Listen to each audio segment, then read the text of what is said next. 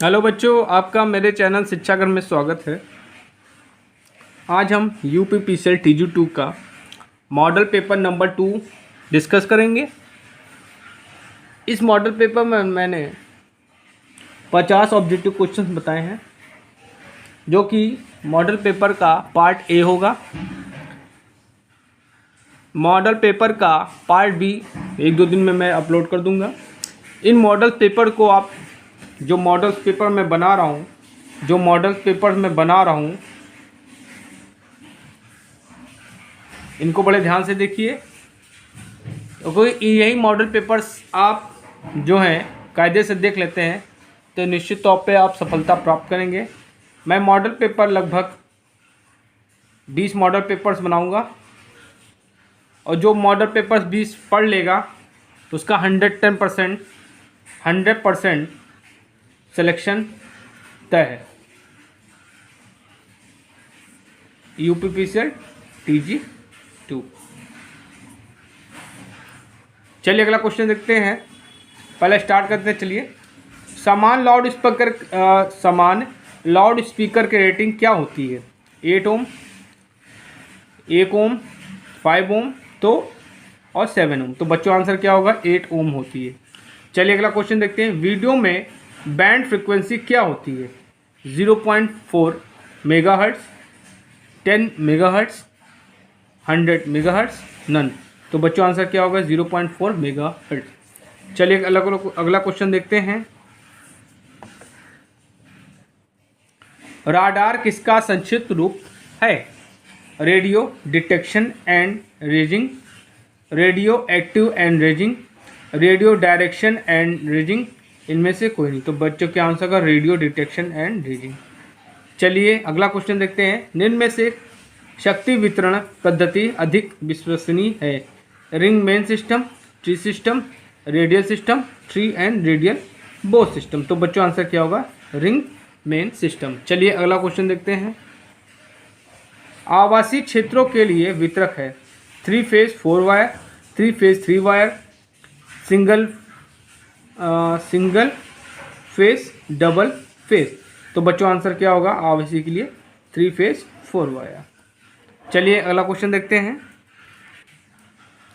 Stay wire में किस प्रकार के प्रतिरोधक का प्रयोग किया जाता है? Suspension type, cycle type, pin type, egg type. तो बच्चों आंसर क्या होगा? Egg type.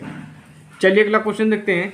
11 kV high tension cable को भूमि से डैश डैश गहराई पर स्थापित किया जाता है? 0.7 मीटर, 0.9 मीटर, 1.1 मीटर, 1.5 मीटर। तो बच्चों आंसर क्या होगा? 0.9 मीटर पे इसको हम स्थापित करते हैं।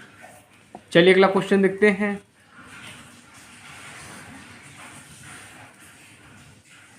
100 किलोमीटर लंबी केबल का इंसुलेशन रेजिस्टेंस 1 मेगा ओम है। 5 किलोमीटर लंबाई के लिए इसका रेजिस्टेंस होगा। देखिए एक फॉर्मूला होता है R1/R2 is equal to L1/L2। यहाँ से यूज़ करेंगे तो R1 आपको कितना दिया है? R1 आपको दिया है 1 मेगा ओम। R2 तुम्हें निकालना है। पहली लंबाई क्या दी है? 10 किलोमीटर, और दूसरी क्या निकाला? 50 किलोमीटर। तो उसको R2 वैल्यू क्या हो जाएगी? R2 इक्वल टू क्या हो जाएगा? 50/10 इंटू 1 मेगा ओम। तो इसको सॉल्व करेंगे बच्चों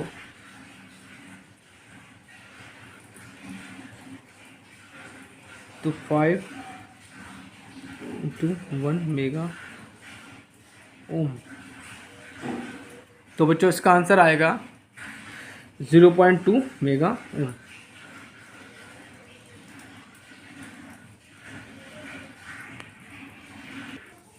चलिए अगला क्वेश्चन देखते हैं।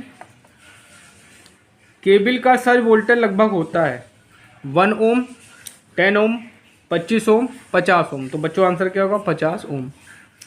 कोरोना डैश डैश वोल्टेज पर लागू होता है? करंट से कम, ब्रेकडाउन वोल्टेज से कम, करंट से अधिक, ब्रेकडाउन वोल्टेज से अधिक। तो बच्चों आंसर क्या होगा? ब्रेकडाउन वोल्टेज से कम। चलिए अगला क्वेश्चन देखते हैं। एक ट्रांसमिशन लाइन की दक्षता लोड पावर फैक्टर में वृद्धि के साथ बढ़ती है। लोड पावर फैक्टर के वर्ग के व्युत्क्रमानुपाती होती है। लोड पावर फैक्टर में वृद्धि के साथ घटती है। लोड पावर फैक्टर से उत्पन्न वेक्टर से स्वतंत्र होती है। तो बच्चों आंसर पहला आपका सही है, लोड पावर फैक्टर से में वृद्धि के साथ बढ़ती है। चलिए अगला क्वेश्चन देखते हैं। ट्रांसमिशन लाइन के लिए इस्पात पोल को किससे सुरक्षित रखने की आवश्यकता होती है? दीमक से, परिवेदन से, क्षरण से, सभी। तो बच्चों आंसर क्या होगा? क्षरण से। चलिए अगला क्वेश्चन देखते हैं। इलेक्ट्रोलिटिक पावर जनरेशन संयंत्रों में परिचालन लागत कम है, आरंभिक लागत उच्च है। परिचालन लागत और आरंभिक लागत दोनों उच्च है। परिचालन लागत और आरंभिक लागत दोनों कम है। परिचालन लागत उच्च है, आरंभिक लागत कम है। तो बच्चों आंसर पहला आपका बिल्कुल सही है, परिचालन लागत कम है, आरंभिक लागत उच्च है। तापीय पावर स्टेशन में इकोनोमाइजर का काम डैश डैश को गर्म करना है। एग्जॉस्ट स्टीम में भीतर आने वाली पानी, स्टीम में भीतर आने वाली हवा, एग्जॉस्ट गैसों में भीतर आने वाले पानी, एग्जॉस्ट गैसों से कोयले। तो बच्चों आंसर क्या होगा? एग्जॉस्ट गैसों में भीतर आने वाले पानी। चलिए अगला क्वेश्चन देखते हैं। किसी नाभिकीय संयंत्र में ग्रेफाइट को किस रूप में प्रयोग किया जाता है? इलेक्ट्रोड, शीतलक, ईंधन, मंदक। तो आंसर क्या होगा? मंदक। ठीक है। चलिए अगला क्वेश्चन देखते हैं। इनमें से किस प्रकार की वॉशिंग मशीन में कपड़े धोते समय ड्रम घूमता है? Tumbler, pulsator wash technique, turbulence jet pipe, agitator wash technique. तो बच्चों आंसर का टम्बलर। चलिए अगला क्वेश्चन देखते हैं। एक वैद्युत रूप हीटर में तापन की कौन सी विधि प्रयोग होती है? Resistance heating, induction heating, dielectric heating, arc heating. तो बच्चों आंसर क्या होगा? Resistance heating. यहाँ पे क्या होता है बच्चों? I² RT लॉसेस होते हैं, जिसके कारण क्या होता है? हीट जनरेट होती है। ठीक है। चलिए अगला क्वेश्चन देखते हैं। वेरिएबल फ्रीक्वेंसी ड्राइव का उपयोग करने से उपकरण को निम्नलिखित में से कौन सा लाभ होगा? मोटर के कंपन में वृद्धि, रखरखाव में कमी, उपकरण के जीवन काल में कमी, कोई नहीं। तो बच्चों आंसर क्या होगा आपका? तो बच्चों आंसर क्या होगा बच्चों आपका? रखरखाव में कमी। चलिए अगला क्वेश्चन देखते हैं। किस प्रकार की वायरिंग सबसे अधिक लोकप्रिय, सबसे मजबूत और सबसे अधिक उपयोग किया जाता है? Lead sheath thread wiring, concealed conduit wiring, surface conduit wiring, batten wiring. तो बच्चों क्या आंसर होगा? Concealed conduit wiring. चलिए अगला क्वेश्चन देखते हैं। घरेलू या औद्योगिक बिजली के स्थापन की बिजली खपत को मापने के लिए निम्नलिखित में से कौन से एनर्जी मीटर का प्रयोग किया जाता है? मेगर, 3 फेज 3 वायर वाले energy meter, single phase energy meter, 3 phase 4 wire वाले एनर्जी मीटर। तो बच्चों आंसर क्या होगा? Single phase energy meter. चलिए अगला क्वेश्चन देखते हैं। किस तरह के वायरिंग में परिवर्तन करना आसान होता है? Casing, better, क्लीट, conduct. तो बच्चों आंसर क्या होगा? क्लीट। चलिए अगला क्वेश्चन देखते हैं। घरों में पंखे और लैंप निम्नलिखित में जुड़े होते हैं? सीरीज में, पैरेलल में, combination of series and parallel, none. तो बच्चों आंसर क्या होगा? वायरिंग जो होती है हमेशा पैरेलल में होती है, क्योंकि वहाँ पे हमको वोल्टेज समान चाहिए होता है, और जहाँ पे हमको करंट की वैल्यू ज़्यादा चाहिए होती है वहाँ पे हम लोग सीरीज वायरिंग का प्रयोग करते हैं। देखिए वोल्ट जहाँ पे हमें सेम वोल्टेज चाहिए, सेम वोल्टेज, वहाँ पे पैरेलल वायरिंग यूज़ करें। क्या करेंगे? Parallel wiring.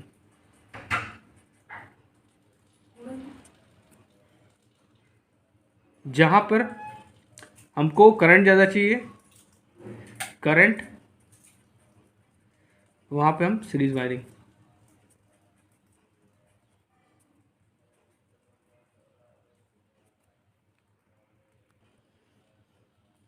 सुरक्षा की दृष्टि से स्विचों को निम्नलिखित का नियंत्रण करना चाहिए? Neutral wiring, phase wiring, earth wire और एनी वायर। तो बच्चों आंसर क्या होगा? Neutral wire. चलिए अगला क्वेश्चन देखते हैं। बार को स्विच ऑफ करने पर स्पार्किंग होने का कारण है? परिपथ में निम्नलिखित विद्यमान है? High inductance, high capacitance, high resistance, high impedance. तो बच्चों आंसर क्या होगा? High inductance. चलिए अगला क्वेश्चन देखते हैं जी। बहुत इंपॉर्टेंट क्वेश्चन है बच्चों, ये पूछा जा सकता है। 0 वाट के लैंप की विद्युत खपत है नो पावर 5 से 7 वाट, 5 से 15 से 25 वाट, 25 से 30 वाट। तो बच्चों आंसर क्या होगा? 5 से 7 वाट। चलिए अगला क्वेश्चन देखते हैं। ये भी इंपॉर्टेंट क्वेश्चन है बच्चों, पूछा जा सकता है। इलेक्ट्रिक सर्किट को अति गर्म होने से कैसे बचाया जाता है? थर्मोकपल का यूज़ करके, संट का यूज़ करके, फ्यूज़ का, सोलेनोइड। तो बच्चों आंसर क्या होगा? फ्यूज़ का हम लोग यूज़ करते हैं। ये क्या होता है? फ्यूज़ ये प्रोटेक्टिंग डिवाइस है, प्रोटेक्टिंग डिवाइस है। इसकी रेटिंग किस में होती है? रेटिंग एम्पियर में होती है। ठीक, ओवरहीट होने पर, ओवरहीट जब होता है तो क्या होता है? इसका जो मेटल होता है, इसके अंदर क्या होता है? एक मेटल होता है। मेटल जो होता है वो गर्म, वो पिघल जाता है। क्या आता है? पिघल जाता है, जिसके कारण क्या? सर्किट ब्रेक हो जाता है, सर्किट ब्रेक हो जाता है। और ब्रेक होने के बाद क्या होता है? फॉल्ट रुक जाती है, फॉल्ट रुक जाती है।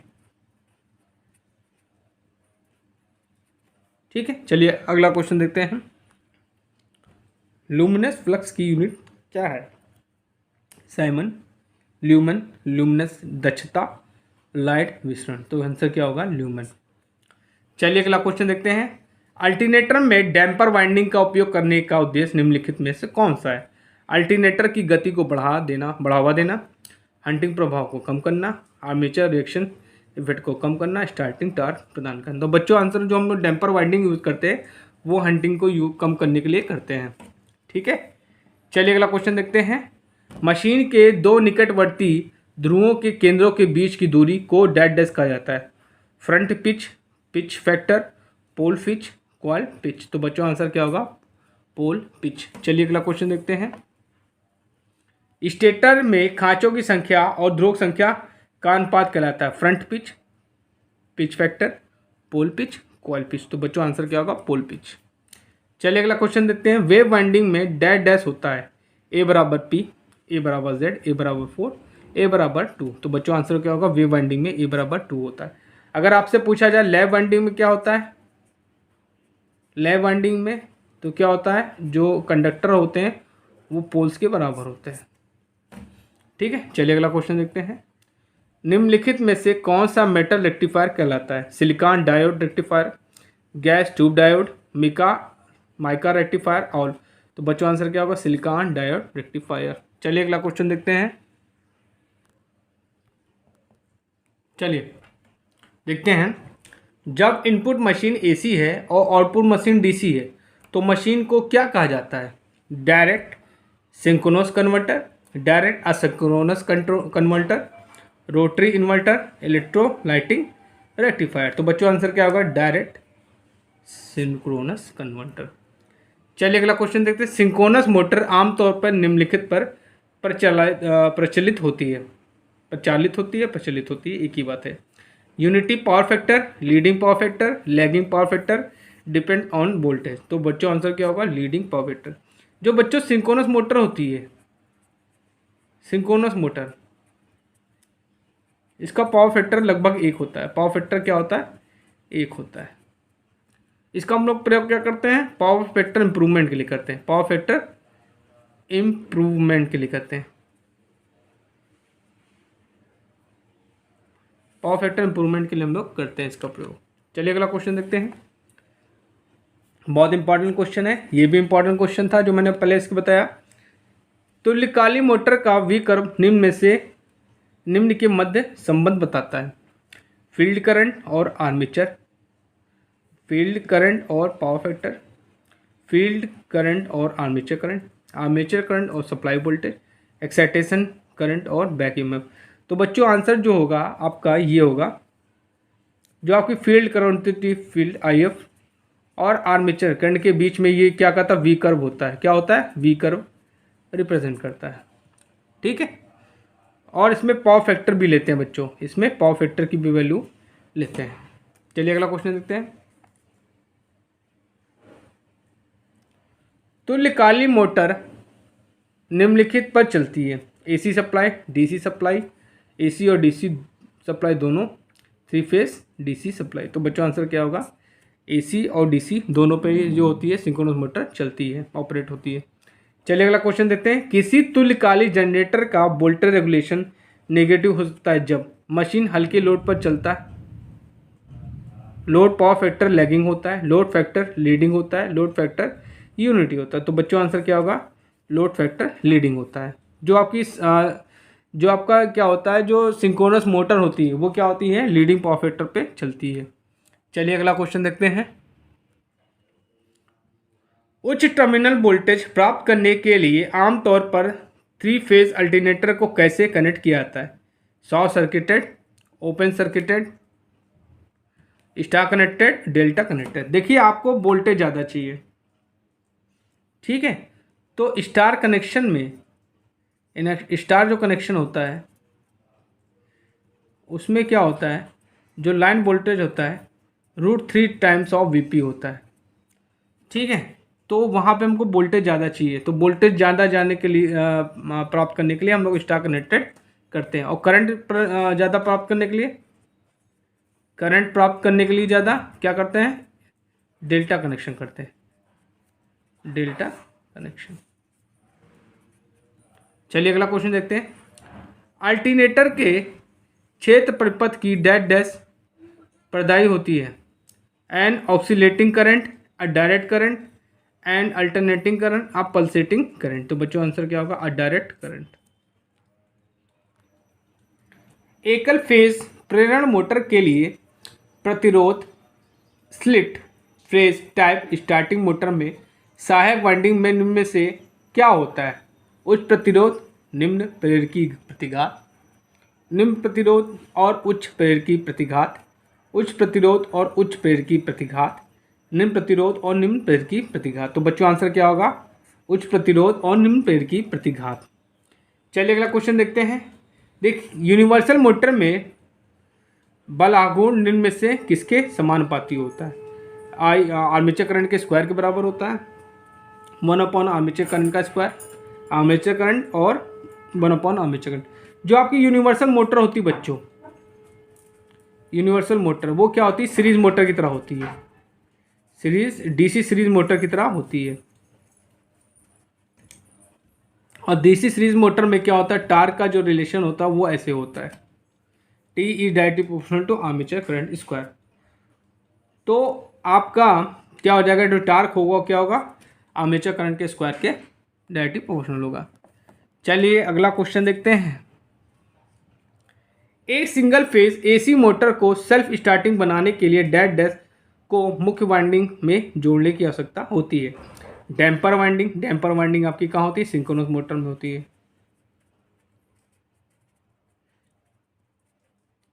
रनिंग वाइंडिंग, ऑक्सिलरी वाइंडिंग, नम। तो बच्चों क्या होगा? Auxiliary winding. ऑक्सिलरी वाइंडिंग क्यों करते हैं? देखिए बच्चों क्या होता है, जो सिंगल फेज मोटर होती है, ठीक है, उसको ऑक्सिलरी वाइंडिंग एक अलग इसलिए करते हैं कि हमको रोटेटिंग मैग्नेटिक फील्ड चाहिए होता है, rotating magnetic field.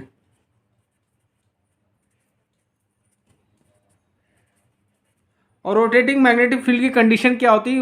Maximum minimum जो आपकी 2 वाइंडिंग होनी चाहिए। तो इसलिए हम लोग क्या करते हैं? एक ऑक्सिलरी वाइंडिंग बना देते हैं, जिसके कारण क्या होता है? रोटेटिंग मैग्नेटिक फील्ड जनरेट होता है, ठीक है। चलिए अगला क्वेश्चन देखते हैं। स्लिप रिंग इंडक्शन मोटर में होता है low starting torque, medium starting torque, high starting torque, zero torque. तो बच्चों आंसर क्या होगा आपका? हाई स्टार्टिंग टार्क होता है।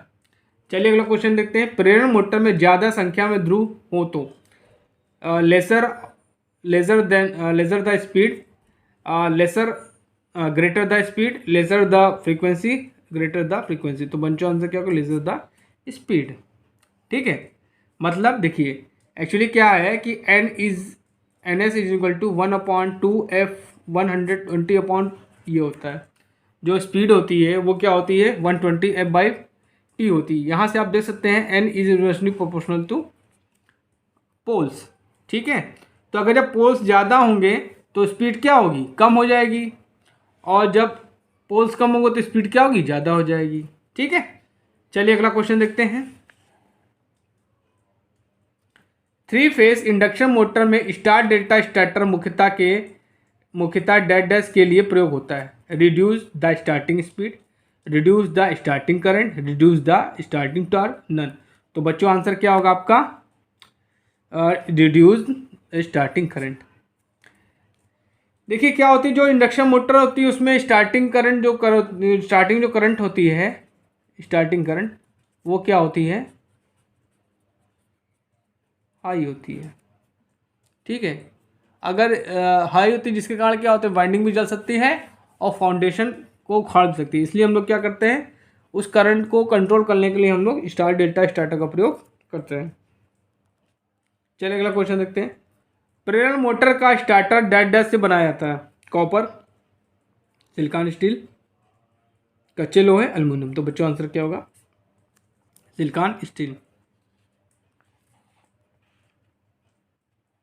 चलिए अगला क्वेश्चन देखते हैं, सेकंड लास्ट। यदि हम एक प्रेरण मोटर के पोल को दुगना कर दें तो इसकी गति क्या होगी, गति 2 गुना हो जाएगी, गति 4 गुना हो जाएगी, गति आधा हो जाएगी, गति में कोई परिवर्तन नहीं होगा। देखिए मैंने आपको बताया कि N S is equal to होता है 120F/P। यहाँ से पता चलता है कि N is inversely proportional to poles. मतलब पोल्स को अगर आप स्पीड को दोगुना करोगे तो पोल्स क्या होंगे, आधे हो जाएंगे। ठीक है, तो बच्चों आंसर, और अगर आप पोल्स को दुगुना कर दोगे तो गति आपकी आधी हो जाएगी। तो बच्चों आंसर क्या होगा, इसमें गति आधी हो जाएगी। चलिए अगला क्वेश्चन देखते हैं। डायनमो प्रकार के माप यंत्रों का उपयोग इनमें से किसके रूप में किया जाता है, watt meter, frequency meter, energy meter, megger. तो बच्चों आंसर क्या होगा, वाट मीटर। देखिए जो डायनमो प्रकार का जो मीटर होते हैं उनको हम एसी और डीसी दोनों में यूज़ कर सकते हैं, एसी और डीसी दोनों में यूज़ कर सकते हैं। तो बच्चों आज मैंने आपको मॉडल पेपर सेकंड का पार्ट 1 बताया, जिसमें आपको 48 क्वेश्चंस बताए हैं। इन क्वेश्चंस को अगर आप पढ़ लेते हैं तो आप निश्चित तौर पे TG2 में सफल होंगे। इसके लिए आपको मेरे चैनल को लाइक, शेयर एंड सब्सक्राइब करना पड़ेगा। आप प्लीज़ मेरे चैनल को लाइक, शेयर एंड सब्सक्राइब जो करिए, जिससे मैं आप लोगों के लिए और अच्छे अच्छे ऐसे वीडियोस बनाता रहूं। Thank you. हेलो बच्चों, आपका मेरे चैनल शिक्षागर में स्वागत है। आज हम मॉडल पेपर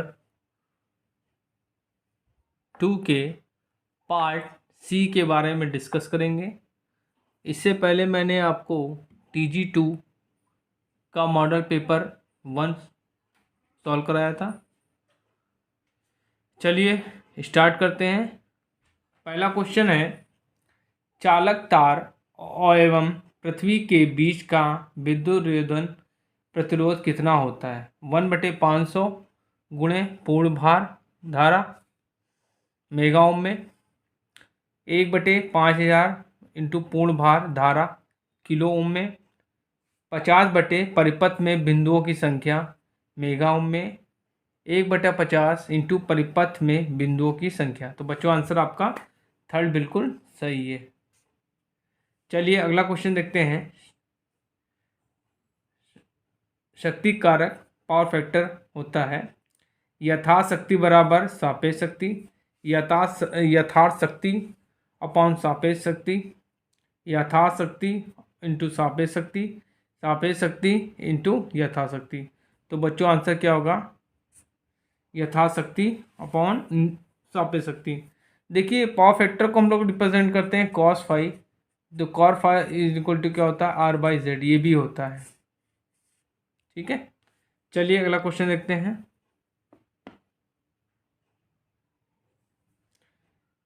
पावर फैक्टर का अधिकतम मान डैश डैश है, इकाई, इकाई से अधिक, शून्य, इकाई से कम। तो बच्चों आंसर क्या होगा, इकाई। चलिए अगला क्वेश्चन देखते हैं। सिंगल फेज एसी परिपथ में शक्ति का सूत्र क्या है, VI cos theta, I² XL, I² Z, VI sin theta. तो बच्चों इसमें आंसर क्या होगा, वी आई साइन थीटा। देखिए AC में 3 पावर होती हैं। एक होती है आपकी रियल पावर, इसको हम लोग बोलते हैं वी आई कॉस फाई या थीटा कर लेते हैं, इनको रिप्रेजेंट करते हैं हम वाट में। उसके बाद आपकी आती है रिएक्टिव पावर। रिएक्टिव पावर को हम लोग बोलते हैं वी आई साइन फाई, इसको रिप्रेजेंट करते हैं वी ए आर में। उसके बाद बच्चों आती है अपेरेंट पावर। अपेरेंट पावर इसको हम लोग बोलते हैं वी आई, इसको हम लोग वी ए में रिप्रेजेंट करते हैं। ठीक है, चलिए बच्चों अगला क्वेश्चन देखते हैं। एक प्रत्यावर्ती voltage V is equal to 50 sine 100t है, इसके आयाम और आवृत्ति के मान क्रमशः क्या होंगे। ठीक है, चलिए इस ये हम इक्वेशन आपको दिया है, V is equal to 50 sine 100t। इसकी हम लोग इसकी जो है कंपेरिजन कर देंगे हम V max sine omega T से। ठीक बच्चों, तो ये जो आपका Vm हो गया, ये आपका आयाम हो गया 50 वोल्ट। अब यहाँ पे देखिए इसकी कंपैरिजन करेंगे हम 100 की ओमेगा टी से, तो 100t is equal to omega T cancel हो जाएगा, तो ओमेगा की वैल्यू क्या होती है 2 पाई f इक्वल टू 100, तो f इक्वल टू क्या हो जाएगा 100 अपॉन 2 पाई। तो बच्चों जब इसको सॉल्व करेंगे तो 100 अपॉन 2 और पाई की वैल्यू क्या आ जाएगी, इसको सॉल्व करेंगे तो बच्चों तो आपका आंसर आएगा 15.9 हर्ट्ज़। तो आपको 50 वोल्ट आयाम मिल गया और 15 हर्ट्ज़ 0.9 आपके हर्ट्ज़ फ्रिक्वेंसी होगी। तो पहला ऑप्शन आपका बिल्कुल सही है। चलिए बच्चों अगला क्वेश्चन देखते हैं।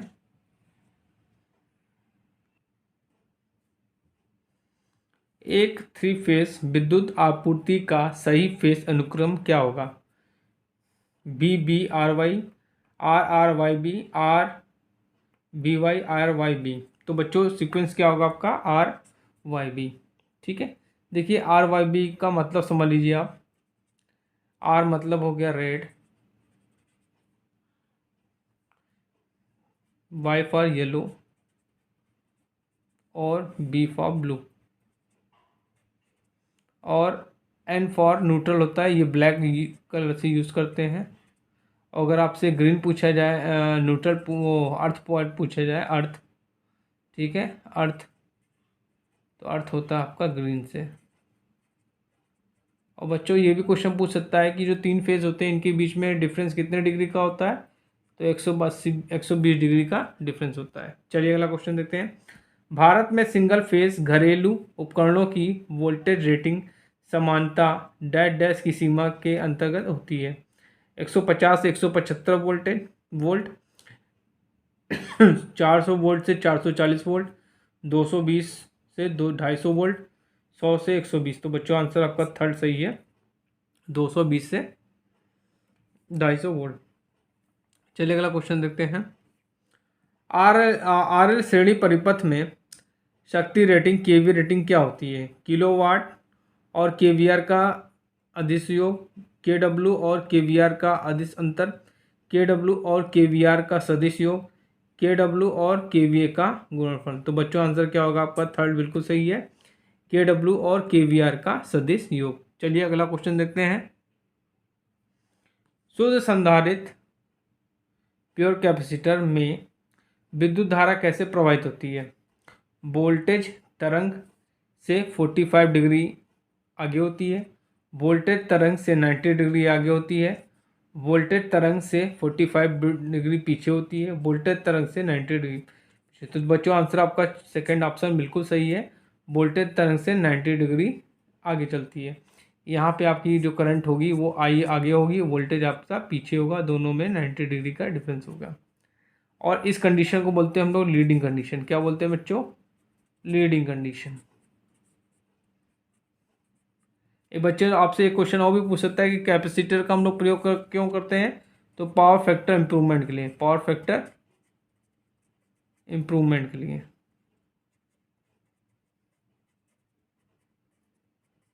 ठीक है, चलिए अगला क्वेश्चन देखते हैं। जब एक चालक में धारा बढ़ती है तो लेंज का नियम बताता है कि स्वप्रेरित वोल्टा धारा की मात्रा को बढ़ाने की ओर प्रवृत्ति रहेगा, बढ़ने वाली धारा का सहायता करेगा, बढ़ने वाली धारा के विपरीत धारा उत्पन्न होता है, प्रेरित वोल्टा के सहायता करेगा। तो बच्चों आंसर आपका थर्ड बिल्कुल सही है, बढ़ने वाली धारा के विपरीत धारा उत्पन्न करेगा। चलिए अगला क्वेश्चन देखते हैं।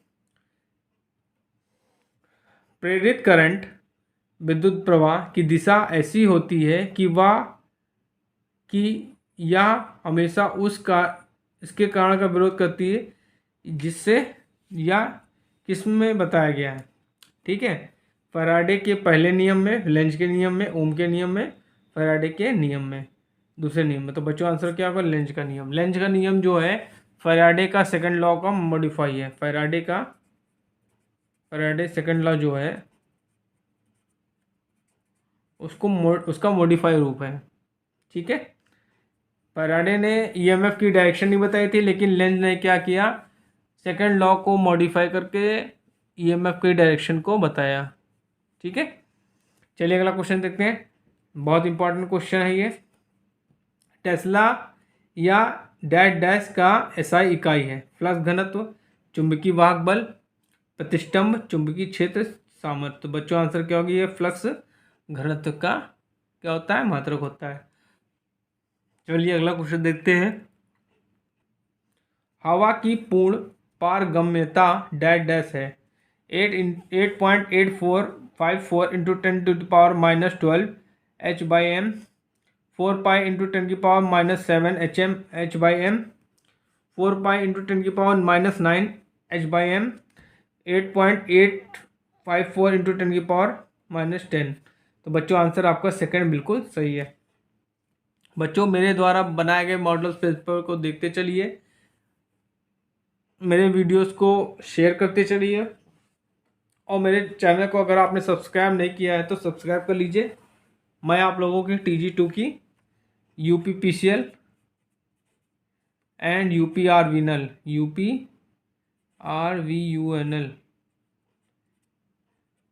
की तैयारी कर रहा हूँ TG2 की।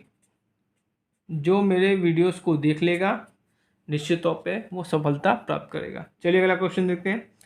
चुंबकीय अभिवाह की इकाई डैश डैश है। Tesla, weber, metre, henry. तो बच्चों आंसर इसमें क्या होगा? वेबर। चलिए अगला क्वेश्चन देखते हैं। निम्नलिखित विकल्पों में से लौह चुंबकीय पदार्थ चुनें। कोबाल्ट, तांबा, सोना, सीसा। तो बच्चों आंसर क्या होगा? कोबाल्ट। चलिए अगला क्वेश्चन देखते हैं। इलेक्ट्रिक बेल में किस प्रकार के चुंबक का इस्तेमाल किया जाता है? बहुत इंपॉर्टेंट क्वेश्चन है बच्चों। Rare earth magnet, electromagnet, carbon magnet, permanent magnet. तो बच्चों आंसर क्या होगा? इलेक्ट्रोमैग्नेट। बच्चों मेरे द्वारा बनाए गए वीडियोस को देखते चलिए। चलिए अगला क्वेश्चन देखते हैं। एक प्रेरक में धारा 20 सेकेंड समय में एक समान रूप से 0 से 10 एम्पियर में परिवर्तित होती है। ठीक है बच्चों, प्रेरित वोल्टा आपको 2 वोल्ट दी है। अब पूछ रहा है प्रेरक का प्रेरकत्व कितना है। ठीक है, देखिए क्या क्या दिया है। यहाँ पे टी की वैल्यू आपको कितनी दी है? 20 सेकेंड। ठीक, यहाँ पे I1 की वैल्यू क्या है? तो हम DI निकालेंगे तो क्या हो जाएगा? 100 माइनस 0। तो आपकी DI की वैल्यू क्या हो जाएगी? 100 एम्पियर। अब यहाँ पे आपको प्रेरित वोल्टा दिया है, मतलब आपको E की वैल्यू कितनी दी है? E की वैल्यू दी है आपको 2 वोल्ट। अब आपसे पूछ रहा है L की वैल्यू क्या होगी? तो L इज इक्वल टू क्या होता है? L is equal to E di/dt। तो इस फॉर्मूले में हम बच्चों वैल्यू रख देंगे, सॉल्व करेंगे, आंसर आ जाएगा। तो 2 di की वैल्यू क्या हो गई आपकी,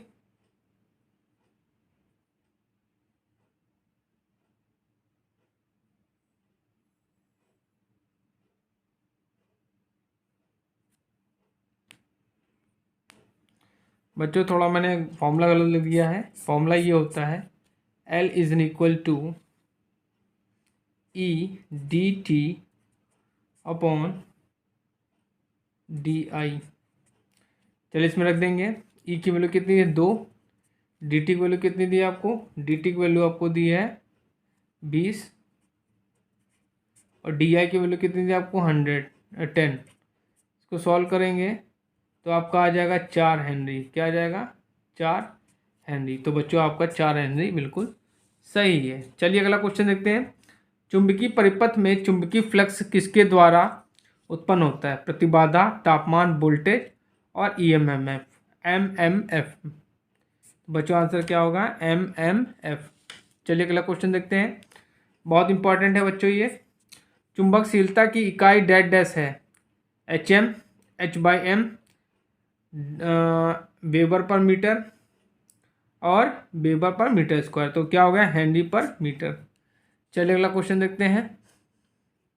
चुंबकन की तीव्रता और चुंबकन बल के अनुपात को क्या कहा जाता है, विद्युतशीलता, प्रतिष्ठंभ, चुंबकशीलता, सुग्राहिता। तो बच्चों क्या कहलाता है, सुग्राहिता कहलाता है। चलिए अगला क्वेश्चन देखते हैं। एक बैटरी जिसका आवेश डिस्चार्ज होने के बाद पुनः प्राप्त किया जा सकता है, शुष्क सेल, वोल्टाइक सेल, द्वितीयक सेल, प्राथमिक सेल। तो बच्चों आंसर क्या होगा इसमें, द्वितीयक सेल। चलिए अगला क्वेश्चन देखते हैं। जब एक शीशा अम्ल बैटरी को उच्च करंट से आवेशित और निरावेशित किया जाता है तो यह घटित होता है, सल्फेशन, क्षरण, अवसादन, बकलिंग। तो बच्चों आंसर क्या होगा, बकलिंग। चलिए अगला क्वेश्चन देखते हैं। किसी शीशा अम्ल बैटरी में प्रति सेल निगेटिव प्लेटों की संख्या डैश डैश के बराबर होती है, पॉजिटिव प्लेटो +2, पॉजिटिव प्लेटो +3, पॉजिटिव प्लेटो +1, पॉजिटिव प्लेटो। तो आंसर क्या होगा आपका, आंसर सी सही है, पॉजिटिव प्लेटो +1। चलिए अगला क्वेश्चन देखते हैं, बहुत इंपॉर्टेंट क्वेश्चन है ये। बैटरी के सेल के समांतर संयोजन का कारण है, आंतरिक प्रतिरोध बढ़ाने, वोल्टेज क्षमता बढ़ाने, धारा क्षमता बढ़ाने, धारा क्षमता घटाने। तो बच्चों आंसर क्या होगा, धारा क्षमता बढ़ाने। चलिए अगला क्वेश्चन देखते हैं। संग्राहक बैटरी की क्षमता डैश डैश के पदों में व्यक्त की जाती है, इसके रिचार्ज चक्रों की संख्या, बैटरी में सेलों की संख्या, इसके द्वारा प्रदान किए जा सकने वाले एम्पियर घंटे, इसके उपयोग समावधि। बच्चों आंसर क्या होगा, इसके द्वारा प्रदान किए जा सकने वाले एम्पियर घंटे, या कह सकते हैं कि जो एम्पियर की रेटिंग होती है वो क्या होती है, एम्पियर आवर में होती है। किस में होती है, एम्पियर आवर में होती है। चलिए अगला क्वेश्चन देखते हैं। एक शुष्क सेल का वोल्टेज कितना होता है, 1.5 वोल्ट, 2.2 वोल्ट, 2.4 वोल्ट, 3.6 वोल्ट। तो बच्चों पहला ऑप्शन बिल्कुल सही है। चलिए अगला क्वेश्चन देखते हैं। सीसा अम्ल वाली किसी बैटरी में इलेक्ट्रोलाइट होता है, हाइड्रोक्लोरिक एसिड होता है, अमोनियम सल्फेट होता है, घुला सल्फ्यूरिक एसिड, सोडियम क्लोराइड। तो क्या आंसर होगा, घुला सल्फ्यूरिक एसिड होगा। चलिए अगला क्वेश्चन देखते हैं। निम्नलिखित में से सर्किट ब्रेकरों की सूची में नहीं आता है, soil circuit breaker, air blast circuit breaker, oil circuit breaker, vacuum circuit breaker. तो ये बच्चों ये सर्किट ब्रेकर नहीं होता है, इसलिए ऑप्शन सही है। चलिए अगला क्वेश्चन देखते हैं। कौन सी युक्ति भूदोष से सुरक्षा के लिए प्रयुक्त होती है, एमसीबी, ईएलसीबी, एमसीसीबी, फ्यूज। तो बच्चों आंसर क्या होगा, ईएलसीबी। ईएलसीबी का फुल फॉर्म होता है अर्थ लीकेज सर्किट ब्रेकर। इसका भी पूछ लेता आपसे एमसीबी का, तो इसका होता है मिनिएचर सर्किट ब्रेकर।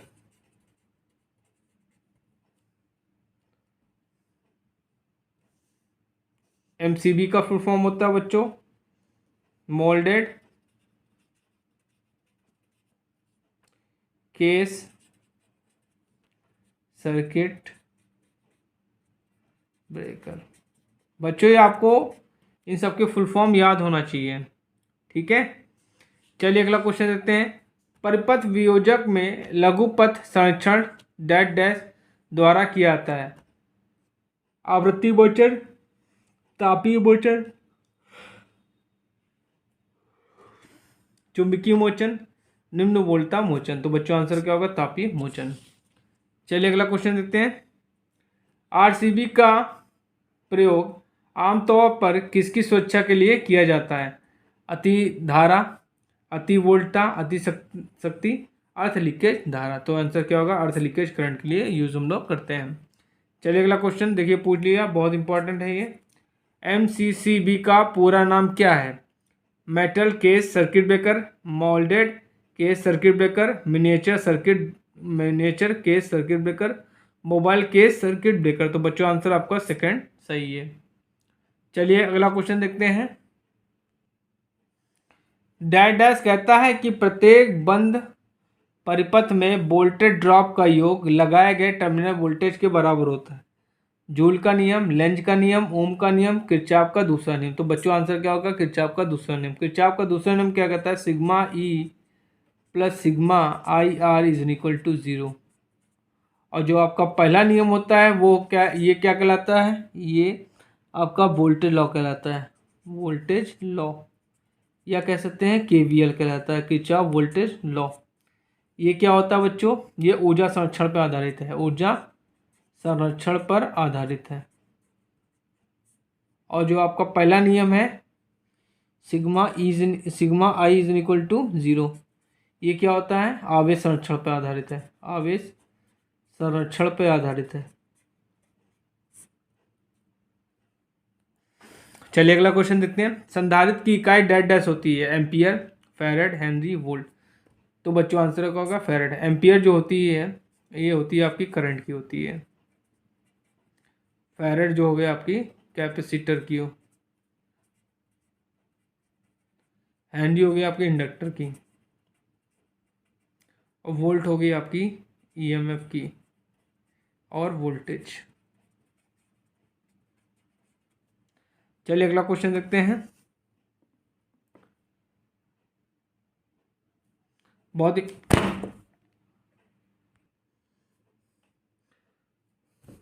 एक संधारित्र में होते हैं 2 dielectric, 2 conductors, 2 insulators, 2 semi conductor. तो बच्चों आंसर क्या होगा? 2 कंडक्टर्स होते हैं। चलिए अगला क्वेश्चन देखते हैं। शॉर्ट सर्किट होने की स्थिति में परिपथ में डैश डैश करंट प्रवाहित होगा। 0, बहुत कम, सामान्य और अनंत। तो बच्चों आंसर क्या होगा? अनंत होगा, ठीक है। देखिए शॉर्ट सर्किट अगर होता है उसमें क्या होता है? रेजिस्टेंस की वैल्यू 0 होगी, करंट की वैल्यू इनफाइनाइट होगी, और वोल्टेज की वैल्यू भी क्या होगी बच्चों? 0 होगी, ठीक। अगर ओपन सर्किट है तो वहाँ पर रेजिस्टेंस की वैल्यू इनफाइनाइट होगी, करंट की वैल्यू 0 होगी, और वोल्टेज की वैल्यू कुछ ना कुछ होगी। चलिए अगला क्वेश्चन देखते हैं। जो निम्नलिखित में से एक श्रृंखला परिपथ में समान रहता है? Resistance, power, voltage, current. तो बच्चों आंसर क्या होगा? करंट। देखिए अगर आपका सीरीज कनेक्शन है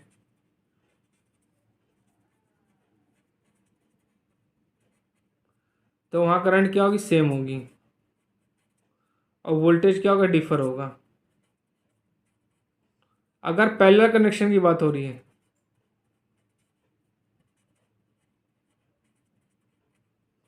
तो वहाँ पे वोल्टेज सेम होगा और करंट डिफर होगी।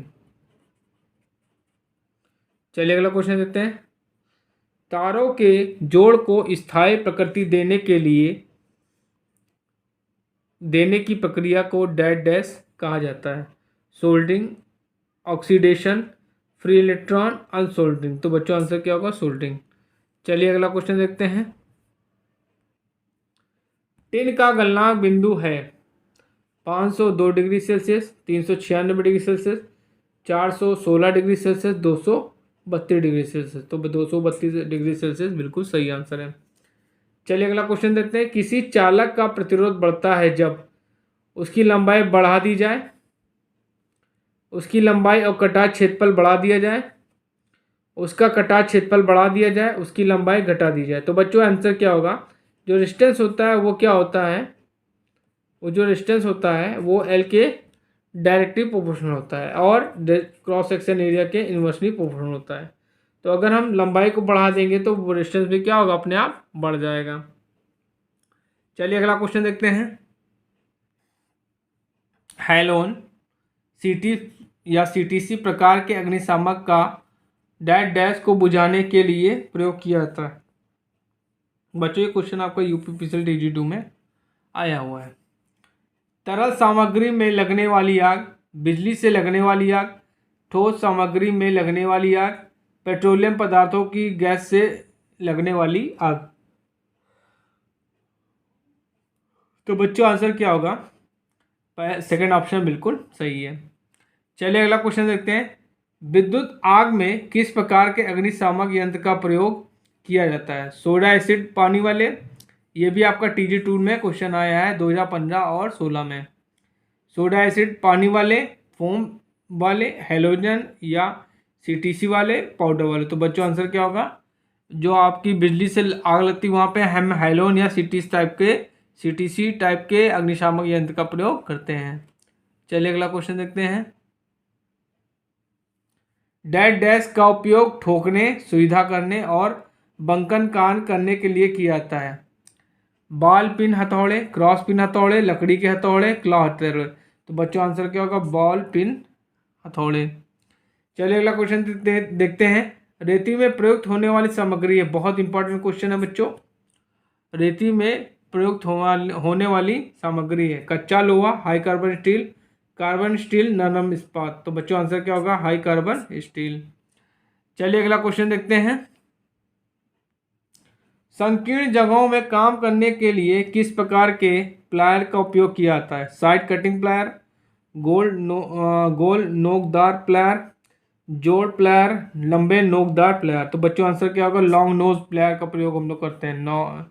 लॉन्ग नोज प्लायर का प्रयोग हम लोग करते हैं। चलिए अगला क्वेश्चन देखते हैं। एक तार की मोटाई को डैश डैश का उपयोग करके मापा जा सकता है? अर्धचालक, एक पट्टी, इंसुलेशन, वायर गेज। तो बच्चों आंसर क्या होगा? वायर गेज से हम लोग तार का मोटाई या व्यास नापते हैं। चलिए अगला क्वेश्चन देखते हैं। बहुत इंपॉर्टेंट है, ये दोनों बहुत इंपॉर्टेंट क्वेश्चन है बच्चों। मैं आप लोगों के लिए बहुत इंपॉर्टेंट क्वेश्चन लाया हूँ जिनको हमने बड़ी मेहनत से मॉडल पेपर बनाया है। इन मॉडल पेपर्स को आप निश्चित तौर पे देखिए। अगर आप मेरे मॉडल पेपर 20 मॉडल पेपर्स मैं बनाऊंगा, अगर आप 20 मॉडल पेपर्स को अच्छी तरह से पढ़ लेते हैं तो आपको TG2 सिलेक्शन में कोई नहीं रोक सकता। चलिए अगला क्वेश्चन देखते हैं। प्रतिरोध का पारस्परिक है कंडक्टेंस, सब्सटेंस, इम्पिडेंस, रिएक्टेंस। तो बच्चों आंसर क्या होगा? कंडक्टेंस। ठीक है। चलिए अगला क्वेश्चन देखते हैं।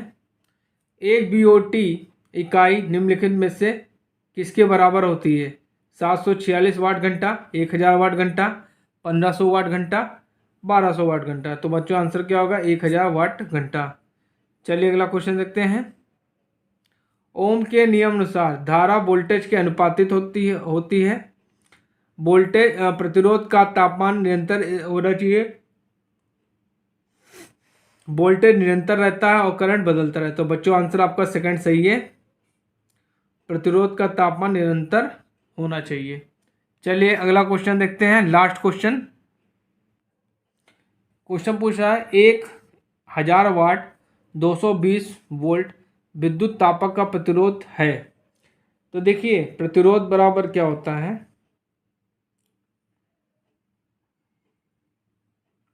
पावर इज इक्वल टू क्या होता है,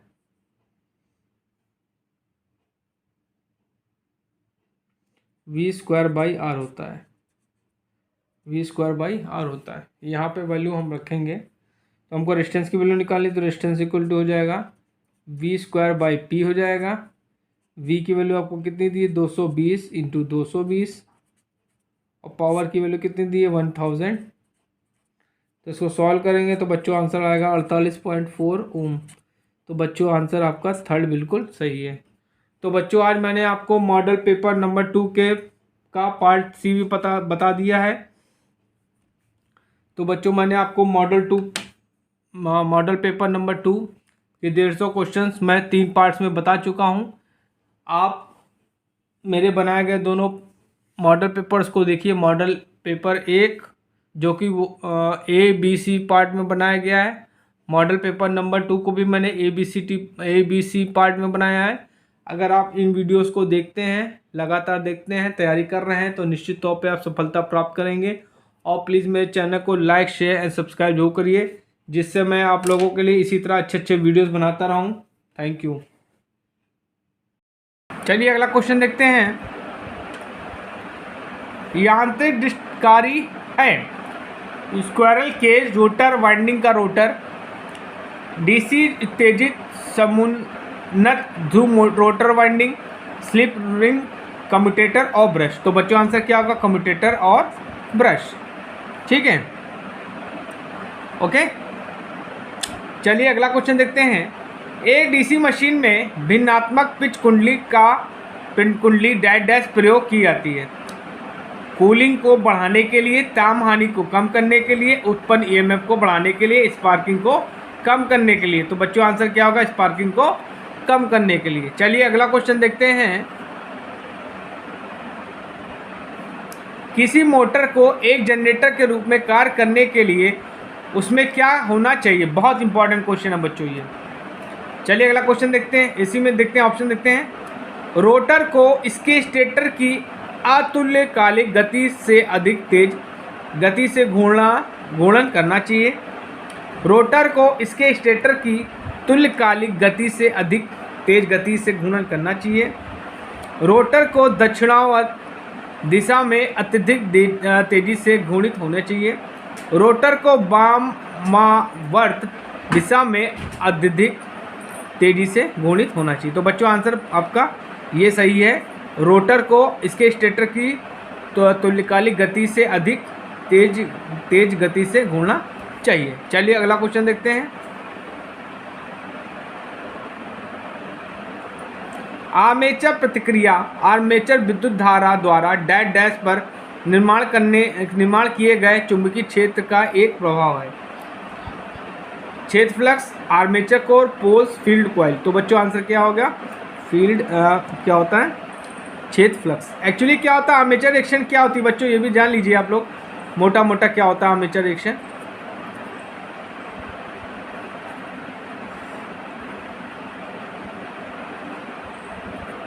आर्मेचर रिएक्शन क्या होता है कि जो आपकी field winding field magnetic field होती है,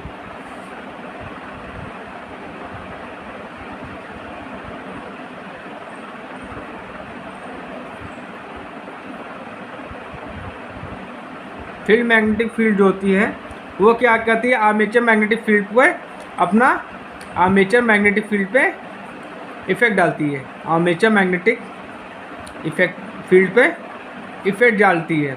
ठीक है, इसी प्रभाव को हम लोग आर्मेचर रिएक्शन को कहते हैं। मतलब जो आर्मेचर का जो क्या कह सकते हैं कि चुंबकीय क्षेत्र होगा वो डिस्टर्ब हो जाता है।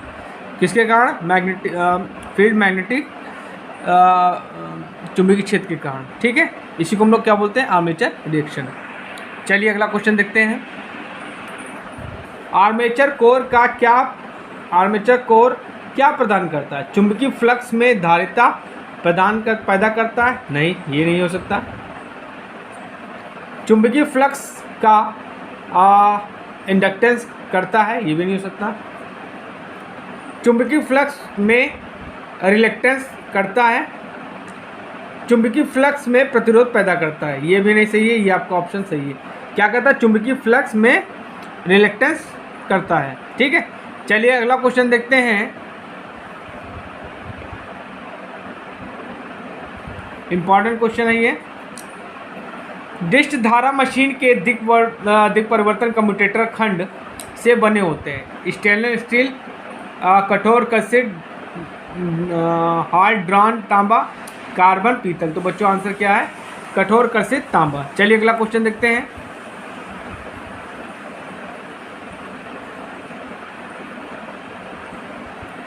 डिस्ट धारा जनित में आर्मेचर प्रतिक्रिया डैश डैश द्वारा निर्मित होती है। आर्मेचर कंडक्टर, उसकी क्षेत्र धारा, आर्मेचर की धारा, क्षेत्र पोल कुंडली। तो बच्चों आंसर क्या होगा? आर्मेचर की धारा। चलिए अगला क्वेश्चन देखते हैं। एक घर के वायरिंग परिपथ में लैंप कैसे जोड़े जाते हैं? कुछ श्रेणी में या कुछ समांतर में? सभी श्रेणी में। घर के लोड पर निर्भर करता है, सभी समांतर। जो लैंप सारे होते हैं वो क्या होते हैं? समांतर में जोड़ते हैं, क्योंकि हमको वोल्टेज क्या होता है? समान चाहिए होता है। चलिए अगला क्वेश्चन देखते हैं। अर्थिंग के लिए चारकोल और नमक का प्रयोग किया जाता है क्योंकि यह पृथ्वी के प्रतिरोध को बढ़ाता है, या मृदा की चालकता को बढ़ाता है, या लीकेज धारा को अधिक करता है, या अर्थिंग इलेक्ट्रोड को जंग लगने से बचाता है। तो बच्चों आंसर क्या होगा? यह मृदा की चालकता को बढ़ाता है। ठीक है, चलिए अगला क्वेश्चन देखते हैं। घरों की वायरिंग के लिए निम्न में से किस सुरक्षा मापदंड का उपयोग किया जाता है? MCB, ACB, ICB, OCB। तो MCB। ठीक है बच्चों, कभी कभी आपसे MCB का फुल फॉर्म भी पूछ सकता है। तो इसका फुल फॉर्म होता है मिनिएचर सर्किट ब्रेकर।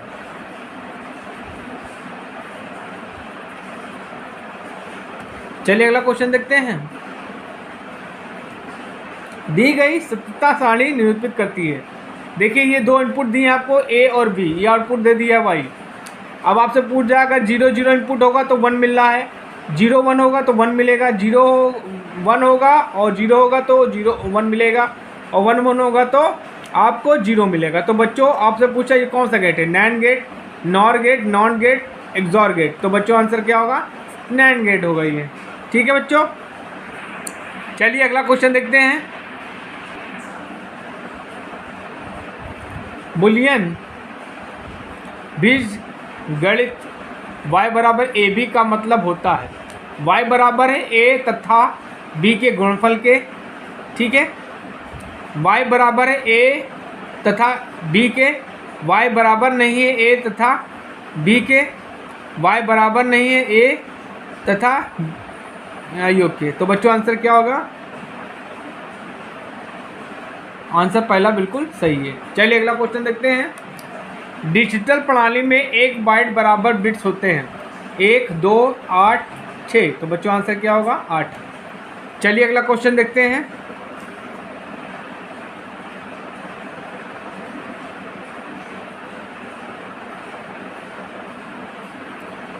UJT निम्नलिखित में से किस अनुप्रयोग के लिए उपयोग होता है?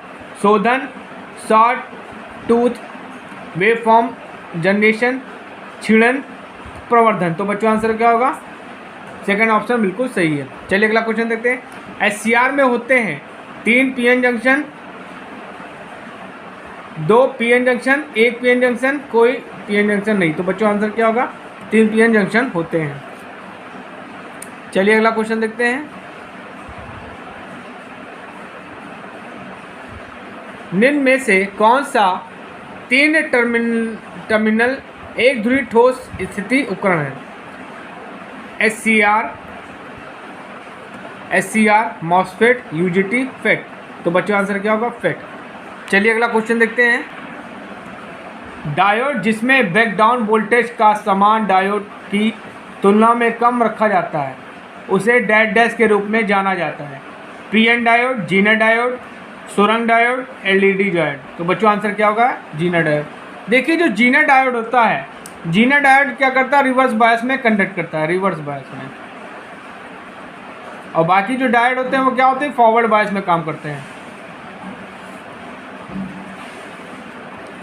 चलिए अगला क्वेश्चन देखते हैं। डायोड जिसमें नकारात्मक प्रतिरोध क्षेत्र और इसका उपयोग ऑक्सीलेटर में किया जाता है, तो इसे क्या कहते हैं? तो उसे क्या कहते हैं? टनल डायोड, फोटो डायोड, प्रकाश उत्सर्जक डायोड, जीना डायोड। तो बच्चों आंसर क्या होगा? Tunnel diode. चलिए अगला क्वेश्चन देखते हैं।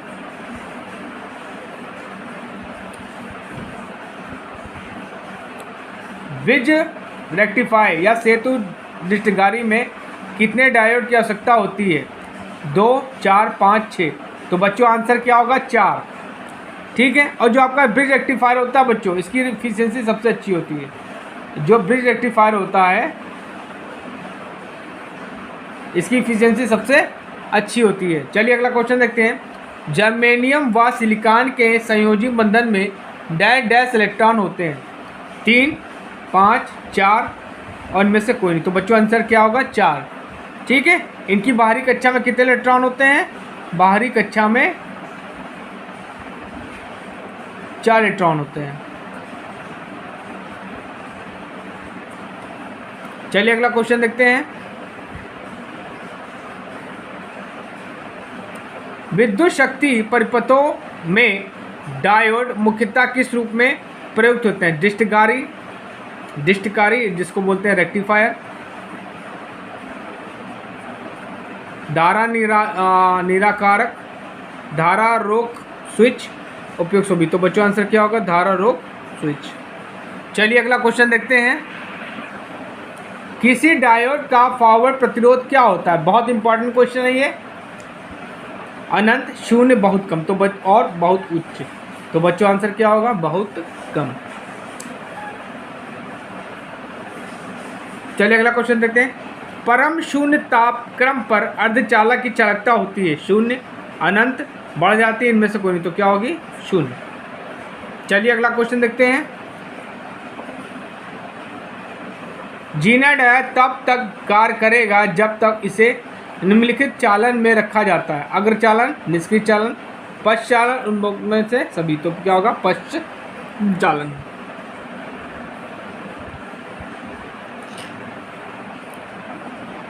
एन टाइप के अर्धचालक में अल्पसंख्यक वाहक होते हैं? इलेक्ट्रॉन, होल्स, मुक्त इलेक्ट्रॉन, इनमें से कोई नहीं। देखिए अल्पसंख्यक में बोलते हैं माइनॉरिटी कैरियर्स। Minority carriers. देखिए आपका जो एन टाइप होगा, ठीक है, इसमें मेजॉरिटी कैरियर्स क्या होंगे? इलेक्ट्रॉन होंगे और इसमें क्या होंगे? होल्स होंगे। और पी एन टाइप में, और अगर हम पी टाइप की बात करें तो पी टाइप में क्या होंगे? मेजॉरिटी कैरियर्स आपके होल्स होंगे, मेजॉरिटी, और इलेक्ट्रॉन माइनॉरिटी होते हैं, माइनॉरिटी। ठीक, ये बात आप लोग हमेशा याद रखिएगा। आजकल बल्ब के स्थान पर निम्न वोल्टा पर कार्य करने वाली ठोस अवस्था युक्ति प्रयोग की जाती है, उसका नाम क्या है? Zener diode, PN diode, light emitting diode, photo conductive diode. तो बच्चों क्या आंसर होगा?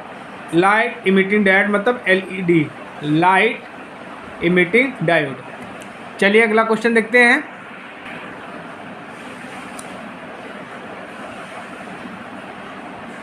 निम्नलिखित में से कौन सा पदार्थ अर्धचालक की भांति प्रयोग किया जाता है? तांबा, प्लास्टिक, सिलिकॉन और पीतल। तो बच्चों आंसर क्या होगा? सिलिकॉन और जर्मेनियम। क्या होता है? जर्मेनियम भी होता है। SI और GE, जर्मेनियम। SI मतलब सिलिकॉन हो गया। ठीक, चलिए अगला क्वेश्चन देखते हैं। अब आपको एक फिगर दे दिया है, दी गई आकृति डैश डैश का प्रतीक है, ये आपको फिगर दे दिया गया। अब आपसे पूछा है क्या है ये?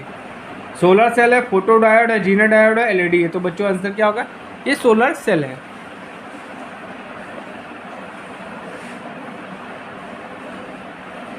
पी टाइप सेमीकंडक्टर के लिए डोपेंट डैश डैश हैं? Phosphorus, antimony, bismuth, boron.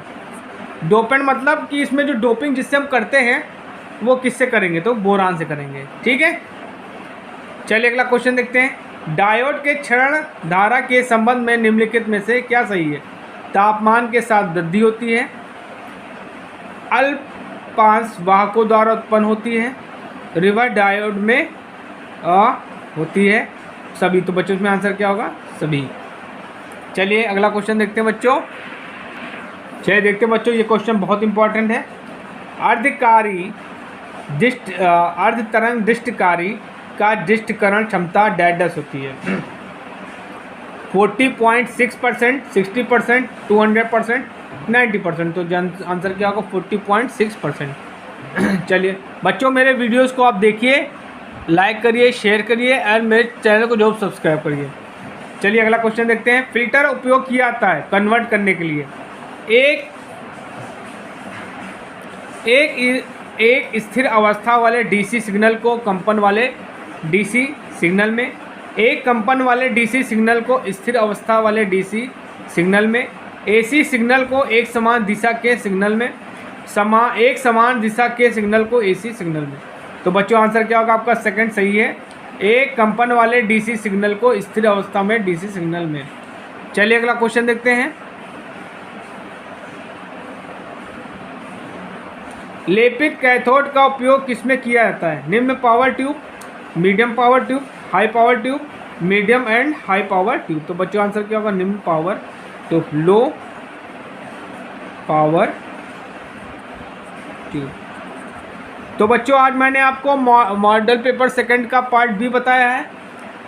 1-2 दिन में मैं आपको पार्ट सी भी बताऊंगा। इस हिसाब से आपके 2 मॉडल पेपर तैयार हो जाएंगे, 2 मॉडल्स पेपर्स आपके तैयार हो जाएंगे, जो हर एक मॉडल पेपर में 150 क्वेश्चन है। तो आपके क्या हो जाएंगे? 2 मॉडल पेपर होंगे तो मतलब 300 क्वेश्चन तैयार हो जाएंगे इंपॉर्टेंट। तो अगर आप इसी तरह मेरे वीडियोस को देखते रहेंगे तो निश्चित तौर पे आप TG2 में सेलेक्ट होंगे। ठीक है, इसके लिए आपको मेरे वीडियोस को देखना पड़ेगा, मेरे चैनल को सब्सक्राइब करना पड़ेगा और मेरे वीडियोस को शेयर करना पड़ेगा। ठीक है, थैंक यू। हेलो बच्चों, आपका मेरे चैनल शिक्षा घर में स्वागत है। आई होप आप लोग मेरे द्वारा बनाए गए मॉडल पेपर्स को देख रहे हैं, जिससे आपकी UPPCL और UPRVNL की तैयारी हो रही है। उसी कड़ी में बच्चों आज मैं मॉडल पेपर का पार्ट बी लेके आया हूँ। इस मॉडल पेपर में हम 50 ऑब्जेक्टिव इंपॉर्टेंट क्वेश्चन डिस्कस करेंगे। चलिए अगला क्वेश्चन स्टार्ट करते हैं। पहला क्वेश्चन है, हाल प्रभाव टांग परीक्षण टांग टेस्टर इसे मापने हेतु उपयुक्त है? AC DC current, DC voltage, AC voltage, all of the above. तो बच्चों इसमें आंसर क्या होगा? AC और DC करंट। चलिए अगला क्वेश्चन देखते हैं। भंवर धारा की विशेषताओं का प्रयोग डैश में किया जाता है? MC मीटर में डैम्पिंग, मोटर में कूलिंग, बाइंडिंग में बेकार की हीटिंग, मोटर्स में ब्रेकिंग। तो बच्चों आंसर क्या होगा? MC मीटर में डैम्पिंग। चलिए अगला क्वेश्चन देखते हैं। चल लौ उपकरण का प्रयोग डैश के लिए किया जाता है? AC और DC दोनों आपूर्ति, स्पंदमान आपूर्ति, केवल AC आपूर्ति और केवल DC आपूर्ति। तो बच्चों इसमें आंसर क्या होगा? AC और DC आपूर्ति में हम लोग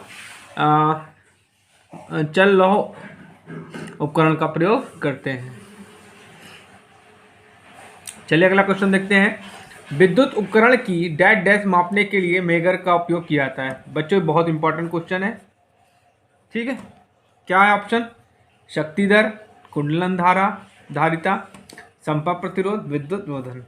तो बच्चों इसमें आंसर क्या होगा? विद्युत रोधन। क्या होता है कि जो मेगर हम लोग क्या करते हैं? इंसुलेशन को मापने के लिए करते हैं। चलिए अगला क्वेश्चन देखते हैं। एक ताप उपकरण में थर्मोस्टेट का उपयोग डैश के लिए किया जाता है? ताप नियंत्रण, दाब नियंत्रण, वोल्टेज नियंत्रण, प्रतिरोध नियंत्रण। तो बच्चों थर्मोस्टेट का प्रयोग हम लोग क्या करते हैं? ताप नियंत्रण के लिए करते हैं। चलिए अगला क्वेश्चन देखते हैं। एक ट्रांसफार्मर में लौ हानियां 400 वाट है। जब ट्रांसफार्मर अपनी उच्चतम दक्षता पर कार्य कर रहा है तब उसकी ताप हानियां क्या होंगी? देखिए, जब ट्रांसफार्मर की maximum condition transformer maximum efficiency होती है